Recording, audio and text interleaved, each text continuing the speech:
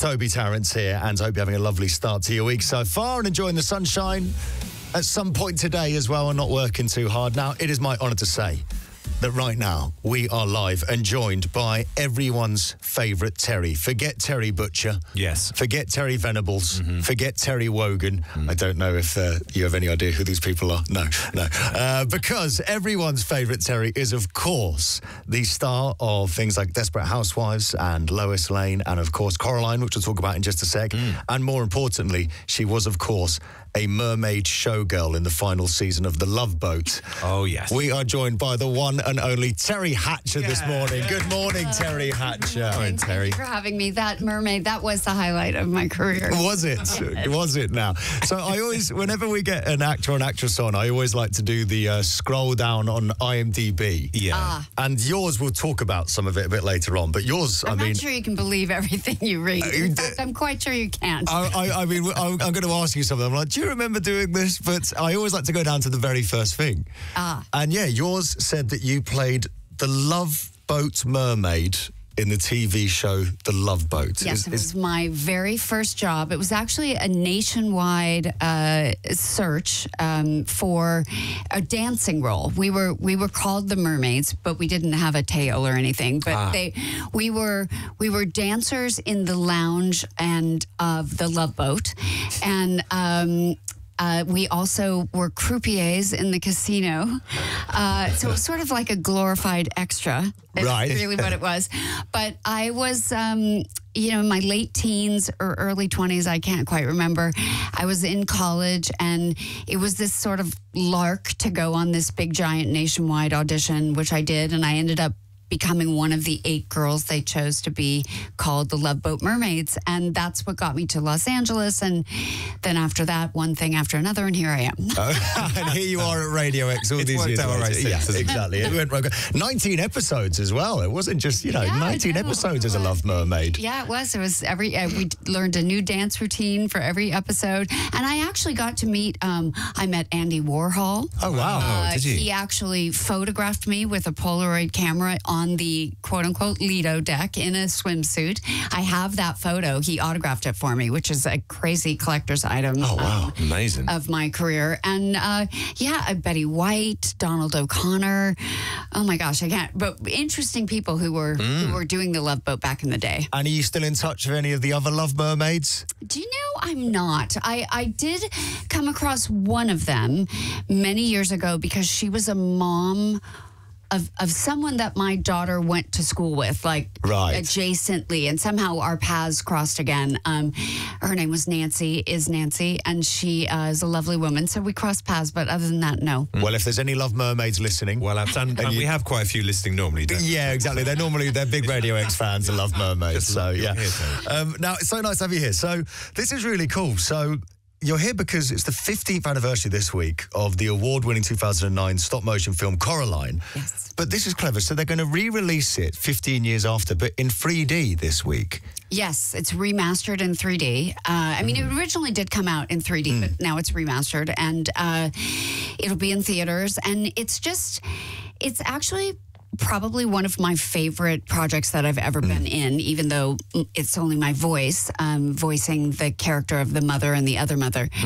But I'm so proud of this movie. It's just a masterpiece, and the art that goes into stop motion is just incredible artists that make a movie like that happen. So I'm really excited that it's one of these things that's sort of cresting through different generations, that there are people who watched it originally when it came out, and those fans may want to watch it again in theaters, but they also might want to bring their children, Yeah, well, it's true because so if you've never seen the film, this is a great reason to go and see it this week. It's because it's being shown on the 15th of August. The local cinema near me showing it as well, so I'm definitely going to go and see it. But it's such a brilliant film, and stop motion blows my mind. I'm a bit of a loser, so I find myself on YouTube watching behind the scenes of stop motion films because it's mad how they make these things. It takes forever I don't think that makes you a loser. I think think that makes you a great appreciator of a very skilled artist. That's what I'm going to say next. Next time someone calls me a loser, I'll say I'm actually a very great appreciator of skilled artists. Teri Hatcher told me. It's official, Teri Hatcher. Well, Teri Hatcher says. But no, it's so incredible. But also it's interesting because, you know, I watched it when I would have been about 20 when I watched it, I reckon, or maybe 17. I was going to say 6. Yeah, thank you very much, Teri. Thank you. Well, our intern, Bella, who I was chatting to earlier, she loves this film. She was 8 years old when it came out, but she found it absolutely terrifying. Right. Because it's quite Tim Burton-y. I always think it's a bit like a stop-motion Pan's Labyrinth. It's the best way to describe it. But it's for people that don't know the film, how would you describe it? I mean, you're in it. Well, I mean, I do think it's a classic fairy tale that questions what's very commonly human, which is you don't appreciate what you have that's right in front of you. You wish for something that you think is greater. You find out when you get it, it's not. And then it's all about trying to get back what you originally had. Yeah. And I think that's very relatable. And in this story, it's Coraline, who's, a young girl who's frustrated with her family. The parents are working and struggling and they love her, but they don't have a lot of attention and time for her.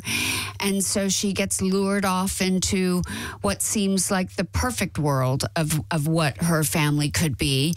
And then it's about her journey to recognizing that all is not as it appeared, and that she wants to be back with her original family. And Dakota Fanning plays Coraline, and she does a wonderful job. And I had a really great time playing both versions of this mother, this very frustrated mother, but then also this perfect mother who ultimately reveals a true evil. Yes.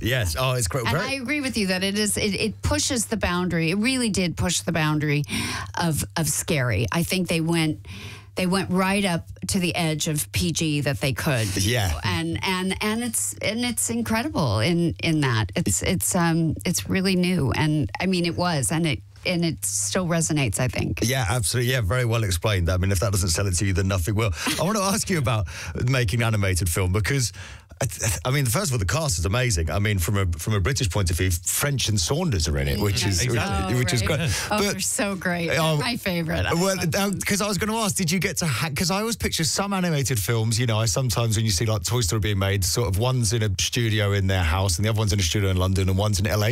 Did you get to hang out with all the cast and crew in this? We did not. No, I never met. I met Dakota on the red carpet of the original premiere of the movie, and that was it. I don't think I met anyone else. I'm not sure, but it would have been at that premiere if I did.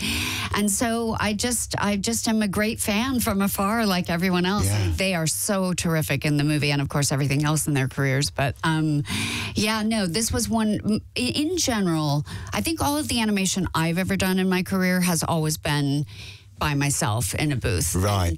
And I think what might be surprising to fans is that you will record your character probably over 1, 2, even 3 years.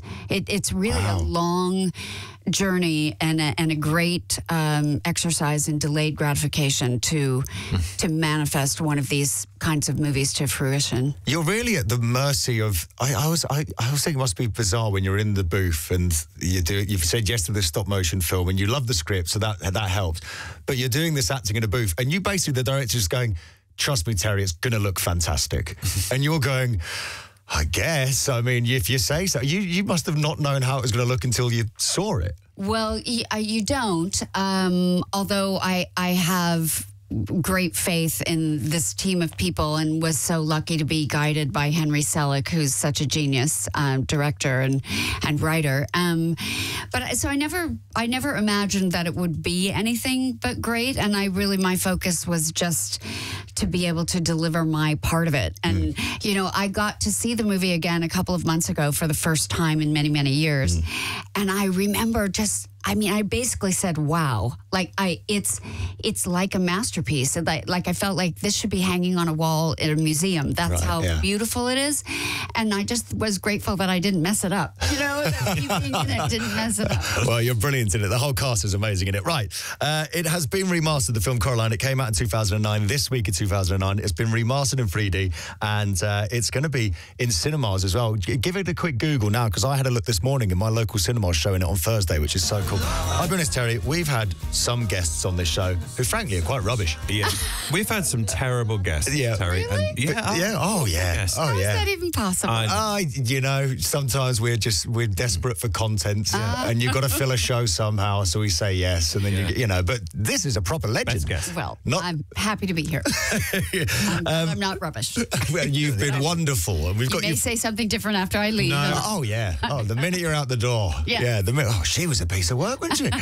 No, it's an absolute honour to have you here. Now, I don't suppose you caught any of the Olympics closing ceremony last night, did you? I did not. I was walking around your beautiful city post lovely dinner that my daughter and I shared at OMA. Oh no! So I missed it, but I did hear about the Tom Cruise event. Is that what you're talking about? Well, I wanted to ask your opinion because I mean he jumped, he abseiled off the roof of the building onto a motorbike, drove into the back of a plane, and then disappeared. He's a machine, isn't he? He is a machine. There's no age happening there, is there? No. And but he's done that his whole career, and I mean he really works. He must work very, very hard to make those things happen. And they don't seem like whims. No. If I got that script, I'd be like, are you trying to kill me? What? Can't I just do like a nice rom-com or something? He sort of seems like he lives for it. Yeah. He rises to that challenge over and over again. He really does. Have you met Tom? I never have. Never met him? Okay. Yeah, he's incredible. He's 62 years old. Yeah. I read a great article about when the Top Gun Maverick came out about how he's basically single-handedly keeping the blockbuster alive. Yeah. You know, you don't get many blockbusters nowadays. It's a lot of superhero films, but those proper blockbusters, he's single-handedly flying the flag. So someone younger could come along and take that mantle off him. That'd be great. Yeah. I don't think he's going to give it away easily. That's very true. And you don't want to be the young upstart who tries to take it off him either, do you? So I was going through your IMDb page earlier, and Teri, I mean, it's absolutely ridiculous because as well as all the obvious stuff as well, there's appearances in Star Trek, Quantum Leap, MacGyver, Tango and Cash, Tomorrow Never Dies, Seinfeld, Frasier, 2.5 Men, Spy Kids, Smallville. We'll come on to some of the other stuff as well. But there must be things at this stage that does stuff ever come on the TV where you go, I think I'm in this. Not because I don't watch a ton of stuff. So, I mean, that probably wouldn't happen. But what does happen is I'll go, was I in that? Like, it really is a blur. Some of it is a blur, but mostly I kind of like, can you believe it? It's a very long career. I mean, it's sort of, when you think about it like that, you don't really realize that much time has gone by. And also just, you didn't mention Soap Dish, which was when I think back, I think I had 6 lines in that whole movie, or 11 lines, but I was around all the time in the background, and just getting to be on set and watch Whoopi Goldberg and Sally Field and Kevin Kline do their thing, Robert Downey Jr. Do their thing. I've had a lot of experiences like that, and it's pretty amazing actually to be sitting in hindsight looking at it and going, wow, I did that. You've come a long way from the Love Mermaids. Have you ever done a scene of an actor or an actress opposite you? Because I always feel like if ever I was casting something with, say, Whoopi Goldberg, the first time they go, right, and 3, 2, 1, action, and Whoopi Goldberg starts acting opposite me, in my head, you're obviously meant to be in character and whatever. My head would be going, that's Whoopi Goldberg, that's Whoopi Goldberg, that's Whoopi Goldberg. Yeah. I mean, yes, I think with big stars like that, there is some element of that for sure. There was a scene, actually, speaking of Soap Dish, there was a scene where, because it was all on the set of a soap opera, it was like a 2-minute take where the camera was winding its way through the whole set, and certain actors would have some dialogue, and then the camera would move on, and the other characters would pick up the dialogue. And Robert Downey Jr. and I were at the very end of this take. And so you're standing there waiting, for the camera. And right before the camera came on us, he realized that he was chewing gum. And there was this look in his eyes, where do I put the gum? Where do I put the gum? And I just stuck my hand out, my palm out, and he just put the gum right in my hand, and I put it behind my back and held it behind my back, and then the camera came on us and we did our scene, whatever. But I mean, that kind of says to me what you're talking about. I have Robert Downey Jr.'s gum in my hand right now. Also, why couldn't he put it in his own hand? Well, because he was acting. But so were you. Yeah, but I was a supporting character. character. It was over my shoulder. I'm not important. Oh, that's so wonderful. That's great. And Desperate Housewives, which I used to love Desperate Housewives, and that's what I think that I really remember you for most, is when I love that show. When you're on the set of something like that, do you have any idea? Are you there going, this is going to be huge? Or are you, when it went huge, when it came out, were you surprised by the success of it at all? I just think when you get involved with projects, well, for me anyway, you can't really think about the result end of it, because there's so many other components to why something is successful or not. I mean, it's not just because it's good. What time does it air? What else is airing against it? What kind of marketing? All of that. Yeah. What I do know is that the pilot to that show was really one of the best scripts I ever read. Yeah. And I know that the cast was just an amazing, magical chemistry of talent. The way each of those characters came to life and the way they, blended with the writing and the directing. It felt like we were making something really great when we were shooting the pilot. But again, I don't think that you don't know that something's going to blow up the way it did. For sure, that was pretty crazy the way that blew up. Oh, it was huge. Biggest show in the world as well. Biggest show in the world. Oh, it's 9:35, which means that Teri Hatcher, we have to say goodbye to, which I'm very upset about. But it's been an absolute honour chatting to you. Dom, you can give her back her chewing gum now as well. Oh, thank you so much. I had that behind my back all the time. It's been so lovely chatting to you. The 15th anniversary, to celebrate the 15th anniversary of the wonderful film Coraline, which if you've never seen before, I can't recommend it enough. It has been re-released and remastered in 3D. And yeah, go and check out your nearest cinema, because it might just be showing it. All the fancy arty ones are showing it this week in the UK. So go and watch it, either if you've seen it before and you adore that film and you want to watch it again, or if you've never seen it before, or you saw it when you were younger and now your kids have grown up and you can take the kids along to see it as well. Yeah. But go and see it. Teri Hatcher's been an absolute honour. Will you come back and see us every time you're in London, please? Absolutely, Yes. I will. Yes. Thank you so much for having me. Thank you so much. Teri Hatcher, everybody. Thank you. Radio X.